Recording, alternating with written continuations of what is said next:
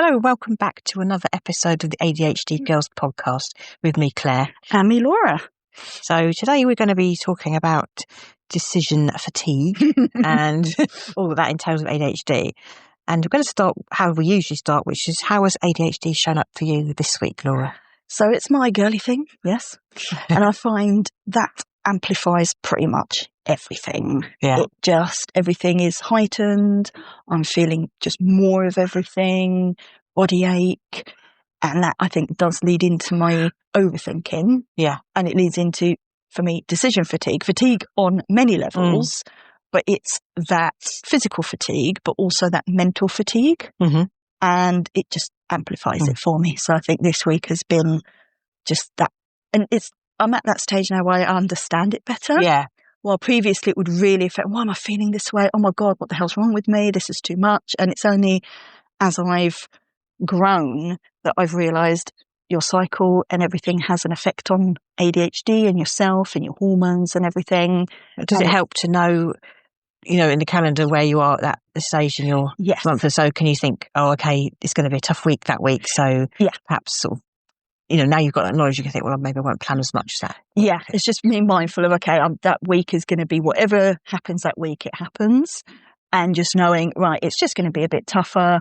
That's fine. I know why it's tough. It'd be easy on yourself. Yeah. What about you, Claire? So this kind of leads into decision, but basically I've had some health issues. So basically with my teeth, and something happened out of the blue. I had to go to the dentist, and it wasn't expected, and my brain just was like, couldn't cope with it. It's like, oh, I thought it was going to be this, and it was something else. And what that led to was going down a massive rabbit hole and trying to make a decision about something and having, well, it felt like millions of options.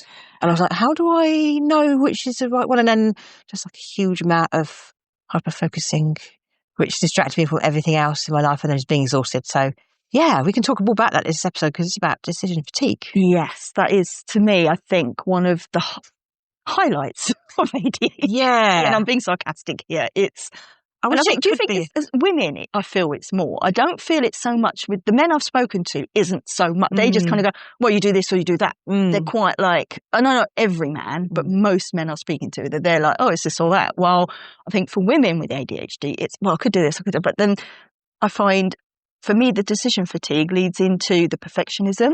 It leads into the RSD, which is the rejection sensitive thing. So all the different traits of ADHD just kind of merge into one. And then you're just going, I can't cope with this. My brain is, when your phone needs to restart or something needs to restart, I feel that's what's happening with my brain when it's decision fatigue and I find I'm so focused on making the right choice, even though now reading lots of self-help books and everything, there is no right choice. You just make the right choice at the time. In my mind, I still go back to Bite to make the right choice. Yeah, so I think what you're saying is that men and women both have executive function problems with making decisions, but women, it shows up slightly differently because possibly there's more expectation on women to have their stuff together, to be more organised, to be the ones in the family who organise everything, dates and check. Yeah, I think that probably rings true. And what I've learnt, and something I've only recently learnt or accepted, is that it's okay for me to have to explore every option because that's how my brain functions, and it's okay. In the past, I would have got really annoyed with myself, like, why are you looking at all these functions? I can't just make a decision quickly. Other people manage it. No, it's almost like this is how my brain works best, so don't fight it. I need to explore these options. And then when I come to the decision afterwards, okay, it doesn't matter if it's the wrong or the right one, because the point is I've tried to explore all those different variables.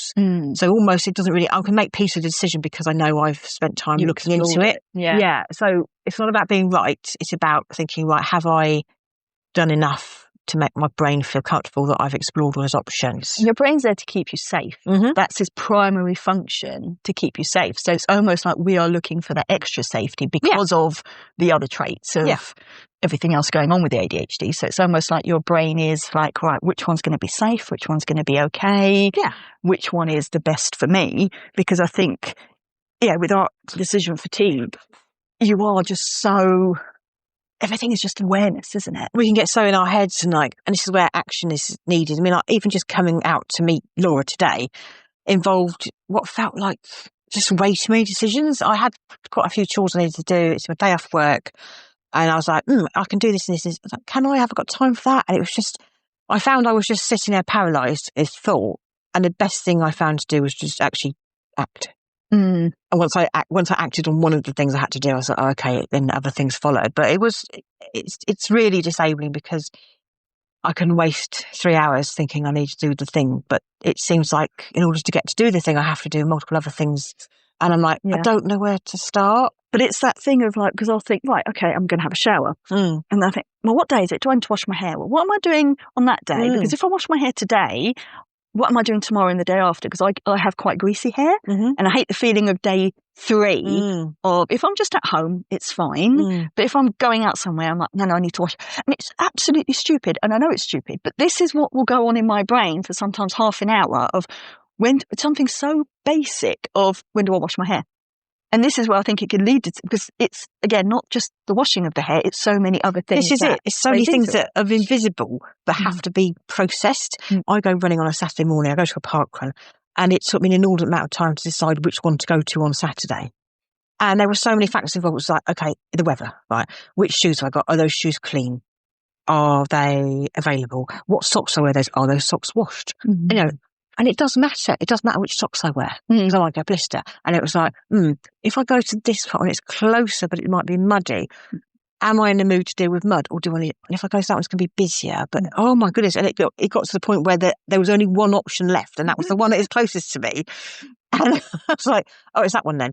And it kind of made a decision for me because it got to the point where it was 8:30. I was like, I have to leave now, so I won't get there. And once I'd made the decision, it was absolutely fine. And I was like, oh, okay, I'll just deal with it. But the process to get to that was just inordinately, ridiculously involved. And I thought, I've been up since 6 and yet I am not able to decide. And it was like, if I go to that one, if I drive, have I got enough petrol? And things like that. It's like, and these are all roadworks as well. Yeah, at the moment where I live, like there's so many roadworks going on. So it's part of me thinking, well, if I go there one, I'm going to hit the roadworks. So I go, oh, well, I'm going to hit 2 roadworks on that trip. I know. So it's so much to think about. I just feel we take us, and like same coming to meet you this morning, I was like, will I be able to find my car? Because I've had to park it really far away because they're digging the road outside my house. So I can't get to where I would normally park my car. I was like, have I remembered where I parked it? I've got to ask my husband, like, does he know? I've got. I'm like, this is just becoming very, very complicated. Should I walk? Should I get the bus? I don't know. Have I got? I managed to get the bus. I've got time to walk. And all this is happening. I was like, I haven't showered. Daisy, do you need to wash your hair? Yeah, and I'm like, and I've been awake since 6. I don't understand it. It got to the point where it was like, I need to have to go now. And so we're very good at making that decision in that short space of time. But it's when we've got longer time. And so, going back to sort of what I started off with about, I went to the dentist and I've had a pain in my tooth and I've been ignoring for months. Probably not that long, probably weeks, but it's got worse. I was like, I better go. It's now become critical. And I was just like, so annoyed with myself, why didn't I go earlier? Because then it became more complicated. It's like, there's this option or this option and there's this cost to consider and this time. And I'm thinking, well, I'm away then. So if I have the thing done then, if I have that, then will that affect whether I'm going on holiday? Will it be in pain? Will it happen before or after the holiday? Is my dentist available? Could I go to another dentist? That's a whole new load of options. I'm like, no, keep it simple. You haven't got time in your life. But I want to write things like, and why did I ignore it for so long? And then I was like, I was doubting whether I'd told the dentist the right thing. I'd have told them it was the right tooth. And I'm like, how do they know which tooth it is? Because it feels like it could be 3 teeth. But clearly there's only one that's got the problem, but the pain's all along. Oh my goodness. I was like, maybe they've interpreted my instructions wrong. Yeah. And I'm doubting what I've said. I'm like, oh my God. So then I spent a week hyper-focusing into this treatment. And I feel a lot calmer now because I've written out all the options. There's charts. There's charts. There's vision boards. There's different highlighters. There's Gantt charts. Just about what the situation does. And I've had a second opinion. So I'm like, okay. I'm way, way better, feeling much better about it now. But the agony to get to that point. But I did at one point say, it's okay. You know you need more time. Don't fight that. Don't be pressured to make a decision. You don't have to decide right away. But when you're in that hyper focus of trying to decide, it's really hard. Yeah, because I just find for me, I'm getting better at understanding what things need time and what things I can just go, I just need to do this. Because I find previously I would just overthink everything. It would just be ridiculous and I would just end up doing nothing. because my brain would just kind of get to the point of, oh, I've thought so much about this, that, and I can't, I'm done with it. I'm done. So for me, it used to be running. I used to just literally go, oh, I'll go in a minute. I'll go in half an hour. Actually, it looks a bit cloudy. I'll wait a bit. And then I just wouldn't go and I think it's something so basic where normal, whatever you want to call it, we just go, I'll put my trainers on and go and run. Like there's not such a decision based around it. Well, for me, it was literally as if like this was the pinnacle of my life, just literally going for a run. And I'm talking about it now, I think, oh my God, what the hell? But when it comes to it, and I think, I don't know why I had anxiety around it. But obviously we are able to make decisions because when all our options are closed and we know we need to do it. Like when I got to half past 8, I knew I had to leave. I was like, oh, it's fine. I'll just leave the house. There was no problem. But it's inertia, and it's trying to find out what can help you before you get to that point where there is no other option. You have to do it. And it's, why do we spend so long agonising over decisions?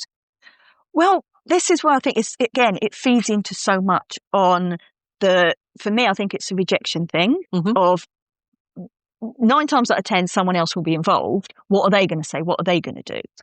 And I think, again, it's that thing of, well, this is going to affect me. So for me, the pinnacle of my decision fatigue is at home. I'll go, oh, I'll do that quickly. And then I'll go over there and just put a couple of things in the dishwasher. And I'll be like, oh, actually, I need to also take my tablets. I forgot about the tablets. And okay, I need to get a drink. And oh, actually, now that I'm going to get a drink, I need a snack. So it leads on to me just wandering around the house doing all this random stuff. Spinning around in circles. Because I'll be so scared of, if I don't do this now, I'll forget. Yeah. And then I'll end up somewhere.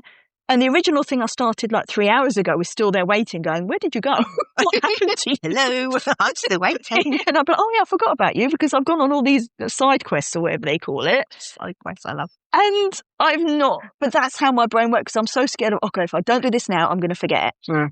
And I think we just, like we were talking previously, our brains work on what we would call a quantum computer, where it goes to 100 scenarios instead of one. And I think that's what it builds up onto, just wear out.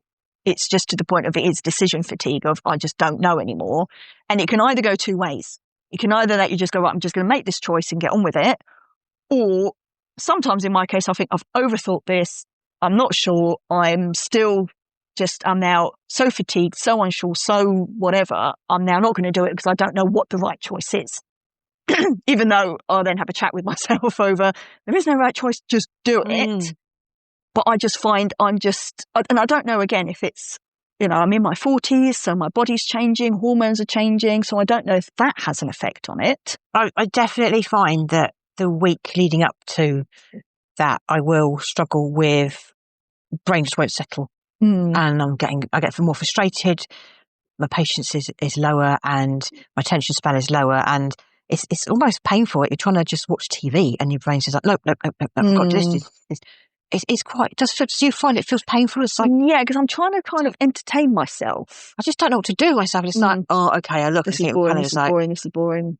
Yeah, it is painful because, I was trying to get to sleep last night and I was just like, I don't want to go to sleep because I have so many things to think about that I haven't had time to think about during the day because I was at work. Busy.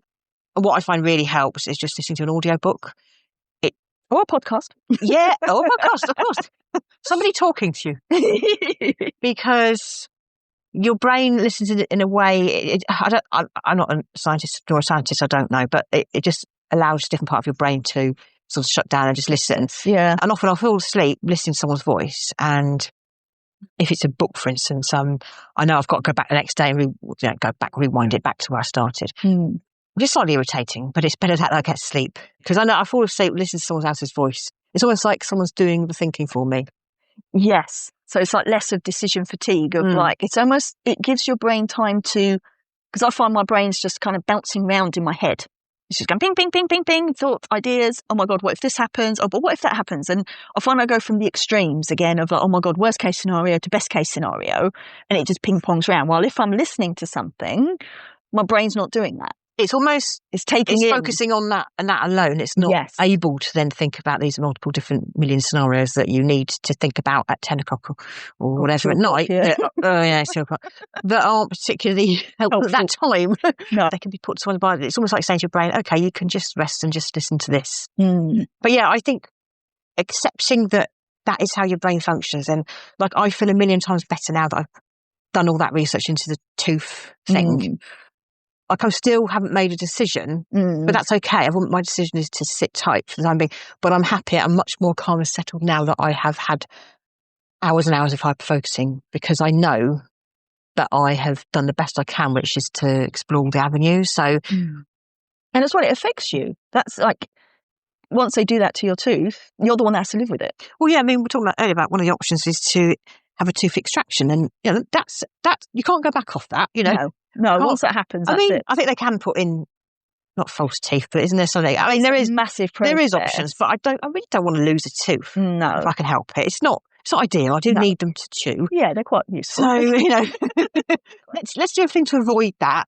But it was like, I was getting so distressed, and I said to my partner, what is wrong? Why can't I make a decision? And it's like, no. That's how your brain works. So lean into it and give yourself an hour. If that, give yourself a timer to say, right, I need to explore this. And that is the beauty of ADHD. We can become experts in something very, very quickly. This is why we're good at quizzes, I find, general knowledge quizzes. Like, how do you know that? Because one afternoon I had to do a hyperfocus on it because my brain decided to, so I did.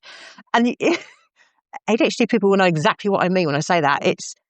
Why do I know that? Because it just piqued my interest, and I went down a rabbit hole. Yeah, I don't know my PIN number, but I will tell you any useless nonsense about, they'll have those game shows. It's not useless, because you might need that someday, and it gives us, never forget as well, it gives us pleasure and meaning. It's not always about an emergency situation. I mean, sometimes the hyperfocuses and that are pleasant, and they're, what else would you do? I don't know, it's funny, what else? Sometimes a lot of people just sat there watching telly, okay?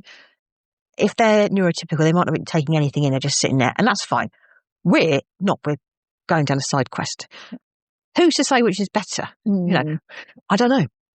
Well, yeah, you just how your brain like is. You say, lean into who you are and be comfortable with it, and just, for me, acceptance of, this is how my brain works. This could be really useful one day. Yeah. Thinking of 50 things and having a nervous breakdown, it's brilliant. You never know. It could come in handy. One day it will be useful in some way. But so all this decision fatigue and this, how do I decision? And let's be honest, the world we live in, phones, TV, there's something constantly looking for your attention. We live in a very consumerism world. And issues for people who are typical and who are neurodivergent. Everybody is battered by the same volume of information. That is the right word. I feel battered. And some people are able to let it just bounce off them, and we're like, not. We take things in. Yeah, and that is literally the ADHD brain in a nutshell. We're taking in so much more stimulus. Absorbing constantly. And isn't it better to be enjoying that by setting yourself an hour to just go, I'm going to go down this rabbit hole.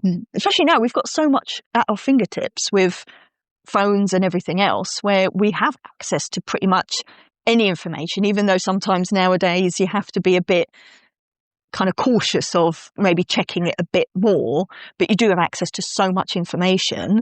But I find that such a double-edged sword of, it leads me down a rabbit hole, and then 3 hours later I'm like, how have I got onto this random page about this random thing? So which rather than a bad thing, but it's just leads to decision. So when you've got a decision to make, rather than focus on the outcome, it has to be right.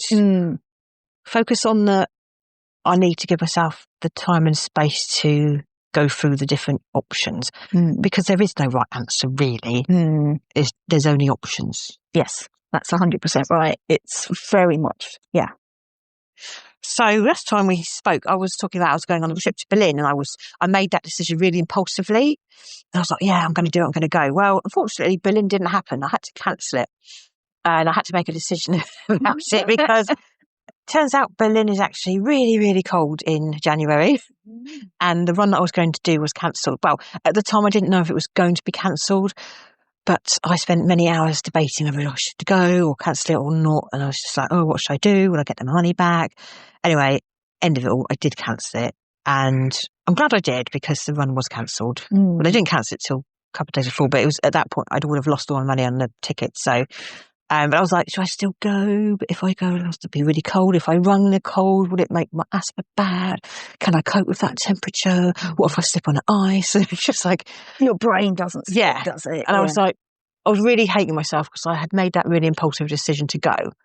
And then it ended up costing me money because I cancelled. I didn't get all my money back. But, it was the right decision to make, because again, I had thought about it, given it time and researched it. So I'm happy with that in the end, but I think it's just so annoying. Important thing as well, like learn what things are in your control and what things are not. Exactly. Because whatever was, you can't control the weather. No. But then obviously your brain goes into the 1,000 scenarios around like, well, what are my choices? What are my options? What's the best I can do? But it's, I think for me, learning what is in your control and what isn't, and really focusing on like, right, there's no point in thinking about what isn't in my control because that's kind of wasted, but focusing on like what is 100% in my control and kind of almost doing a pyramid down from there of like, this is 100% in my control. Well, this isn't, and then kind of trying to come back to, right, so that's 100% in my control. Like you can't control people, you can't control transport, you can't control so many things, but it's just knowing ultimately you can control yourself, even though it doesn't feel that way most of the time. I'm just like, I don't know what to do, but ultimately you have 100% control over yourself. And initially I was really beating myself up like, oh, why did you impulsively book a trip to Berlin in winter? That's so stupid. Like, didn't you think it would be? And I'm like, no, because this is a flip side of ADHD and I'm happy with that because it allows me to make those impulsive decisions and I enjoy doing that. And it gives me that freedom to act on the instant and just think, yeah, I'm going to do that. I need to do it. And okay, sometimes it doesn't pay off. It didn't pay off this time. It's no big deal.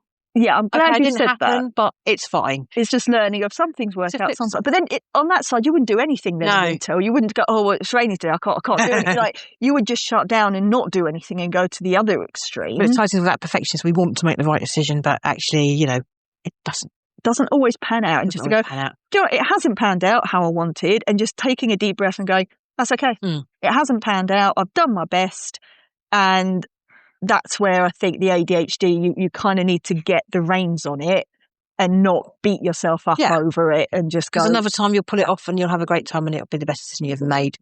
So there's always another time. Yeah. That's what I say. So we're going to come to the end of the session and we always finish with the no shame zone. Yes, the no shame. Where we look at something that has been said to us all our life and we can now look at it with different eyes because we've got a diagnosis and we can be a bit kind to ourselves. So do you have anything for this week? Yeah, because of my girly thing. Again, I've got physical fatigue, mental fatigue, and I'm just the blah. That's it anyway. The meh, blah. It's just my body's not okay, and my brain's just feeling like jelly. And again, I've just leaned into it and just gone, do you know what? This is just that week. It's fine. Yeah. It's how my body's. It's a normal reaction for a body. Because I think so many times we push. Someone will go, oh, that happened to me, and I just got on with it. Yeah. Well, now I'm not listening to that nonsense. No. I'm just going, you know what, this is my body, and I'm just gonna listen to it. Just get some chocolate, just have the extra warm covers, and just kind of take it a bit easy, and just think, right, at the moment, there's no point in pushing through this because there's no point. I'm not going to gain anything. You're not a robot. You are going to have times where you can't perform the level that you might want to. No. And that's fine. And it's just that thing of going, do you know what, I'm just going to be okay. This is a meh week. Next week, I know I'm going to be the climb up. Yeah. So there's another chance. There'll be more opportunities. Yeah. There's nothing I'm missing out on this week. No. There's nothing I'm going to be, the weather's still freezing. Whatever. You're better with me, so you've obviously achieved that. Yeah. So that's all you need. We've had a lovely day out, so everything's fine. No. So, yeah. What about you, Claire? I think we've spoken a lot about decisions this week, and a memory came up of like when I was choosing to go to university, and God, that took a while to decide. And there came a point when I realised it wasn't the right university for me, and it wasn't the right course. And I decided to go to a different university. And I remember the grief I got off other people. Oh, you're giving up. Oh, you just want the easy option. I was like, no, I really don't want the easy option. I just want the option that is right for me, and this doesn't feel right, and I'm not sure why. And again, it was a really tough decision, and it would have been easier to stay. It would have been a lot easier to have continued with what I was doing and finished it. It would have took me a lot less time, a fewer years to complete. But yeah, it was just a memory, and it was just feeling a lot of shame about that at the time. Like, why can't you decide? Why did you make the wrong decision? You should have known. And it's like, it's okay. But yeah, it caused a lot of shame at the time. But now you can look back on it and see it through a different lens. See, actually, it takes strength to change something. It's actually harder to do that, and it's not lazy and it's not easy. It's actually the harder option. Yeah. For me, it wasn't anyway at the time. So, yeah. Perfect. Well, thank you so much for joining us. We will see you next time. See you next time. Bye.